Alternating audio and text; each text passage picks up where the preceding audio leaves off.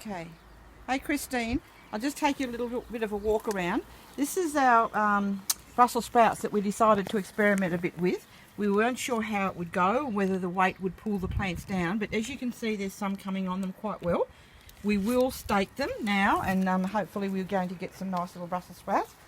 We've had heaps and heaps of broccoli. We're getting down to just the side shoots now. We've been picking broccoli now for quite a few weeks and eating it every day, which has been wonderful. So it's just about done and will come out shortly. Snow peas are just coming along nicely now. They're going well. The little lettuces, and I'll put more lettuce in. All the spring onions have been wonderful. Spinach and kale has been beautiful. I'm using that nearly every day in stir fries and coleslaws and what have you. We've got carrots. Now, this was a little bit of an experiment too because it was first year bales, as you know, and John just thought he'd give it a go, but I think we are starting to have a little bit of success, as you can see there. What they'll be like when we pull them out, I'm not too sure.